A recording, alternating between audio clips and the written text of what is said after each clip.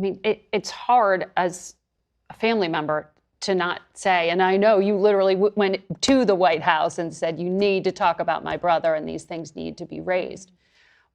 But this is so thorny and complicated when human beings are the other end of these really complex nuclear issues and military issues.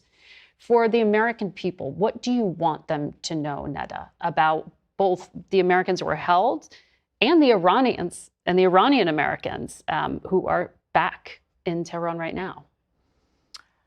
Well, I'm not an analyst. I can give you a little bit about my own lived experience. I was born in Iran and I left with my family during the revolution in 1979 with my parents and Emad. I am an American now, but, my country of birth is still very much in my heart. And there are people in Iran who all they want is freedom and peace. And they,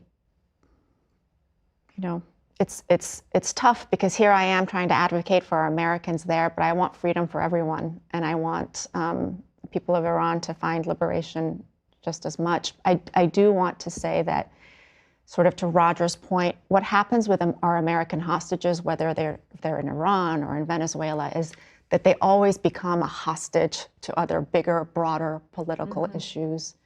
And I wish that, Envoy Witkoff had sort of, before he started engaging with the Iranians, had said, we will not talk to you until there's an unconditional release of our Americans. I'm not sure if that was asked or not, but here we are again.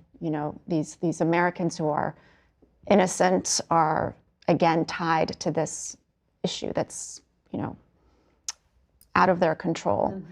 So I want Americans to know that, Kamran and Reza are just ordinary Americans who were there sort of to take care of family, and they've been caught in this big issue.